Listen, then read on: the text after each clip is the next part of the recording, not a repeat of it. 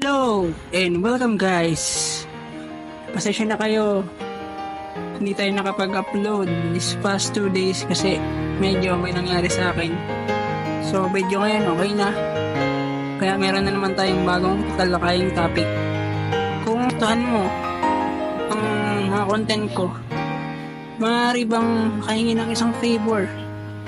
Consider to subscribe ka naman sa ating channel para mas lumawak pa yung ating channel at marami ang ma-inspire sa mga binabahagi kong video.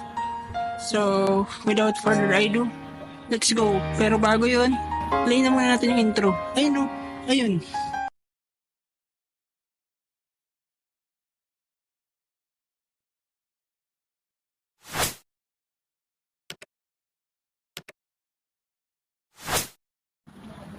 So ayun na nga guys, hindi ako nakapag-upload ng almost 2 days at medyo bumaba yung ating analytics. Dapat ay consistently nag-upload tayo ng mga contents every day kasi nga para tumaas at ma-maintain natin yung ating channel. So ayun, ipapangako ko naman sa inyo na ngayon, starting today, ay magpo-post na tayo ng mga bago nating content. Meron tayong mga tulad ng mga unboxing, cover song, live tips, at nagpapayo rin ako tungkol sa love life, pero hindi ako masyadong biyasa doon pagdating sa ganun, sa love life. Pwede na ako sa personal life matters. So without further ado, let's go. Simulan na natin to. Huwag na natin patagal, baka umaba pa tong video na to. Ano nga ba yun? Kalimutan ko. Dami kasing sinasabi eh.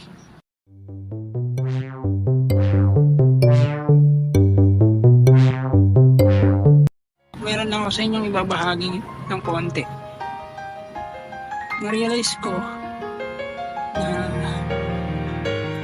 hindi pala dapat tayo masyadong nagpapadala sa emosyon natin. Kumbaga, sinaset aside natin yung mararamdaman ng iba.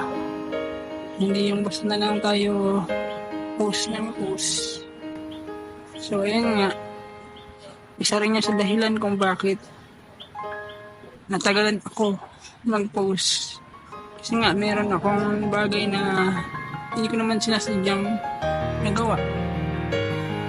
Ngayon, naging aral sa akin yun na dapat maghinay-hinay lang sa mga gagawing video or content para just in case wala akong natamaan.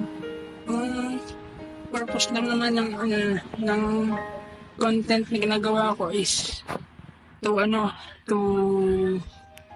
para bang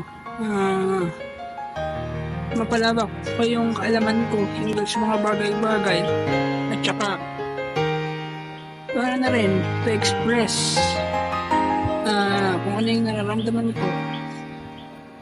Naman lahat yun is galing talaga sa akin. Meron din tayong mga nire-research guys. Kumbaga, binibigyan lang natin ng mas malalim na emotions. Ako kasi kapag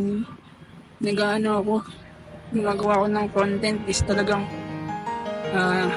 todo effort talaga sa emotion, which is mali pala yun. Kailangan i-consider mo yung mararamdaman ng iba. Dapat isipin mo kung may natatamaan ka ba dun sa ginagawa mo, wala. Para masaya lang yung buhay, happy lang. Kasundo mo lahat, kaibigan mo lahat. Wala kang nakakaway, walang nag-ano sa'yo, walang lumalayo sa'yo. Di ba masaya yun kapag walang lumalayo sa'yo?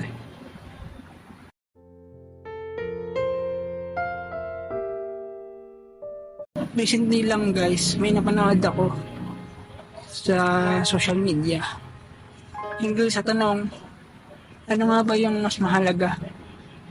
Pera o totoong pag-ibig o tunay na pag-ibig? Para sa akin, pareho namang mahalaga ang pera at pag-ibig sa kapwa natin. Subalit, hindi naman sa lahat ng pagkakataon may pera ang mangingibabaw. Dahil naniniwala ako, kahit sa panahon ngayon, meron pa ding mga taong willing magmahal kahit na walang-wala pa. Hanggang sa dumating yung panahon, punto na magkaroon na sila, umasenso na sila.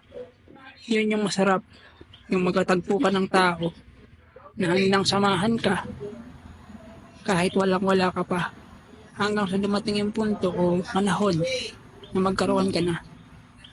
Kasi nakita niya yung hirap. Yun yung totoo para sa akin. Yun yung totoong nagmamahal. Handang magsakripisyo. Handang ialay ang buong sarili sa taong minamahal nila. Dahil kailanman hindi mabibili ng pera ang tunay na pagmamahal ng dalawang pusong pinag-isa ng mula sa itaas. Hindi man tayo gwapo o hindi man tayo pinalad na maging gwapo, hindi tayo binayayaan ng magandang pangatawan.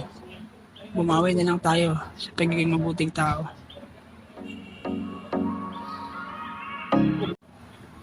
So ayun na muna guys ang video natin for today. I hope ay may natutunan kayo sa ibinahagi ko ngayong araw. I mean, hindi po masyadong maganda yung pagkaramdam ko. Paalala nga pala guys ha, ito ay base lang sa opinion ko, sa research. At hindi ko intensyon na masakit ng kapwa ko. Kung nagustuhan niyo po yung video na ito, ay mangyari lamang po na mag-subscribe, mag-like, at mag-share. Malaking tulong na po yan para sa ating channel. Hanggang sa muli po, ito po si Kuya Josh TV Official, nagpapaalam sa ngayon.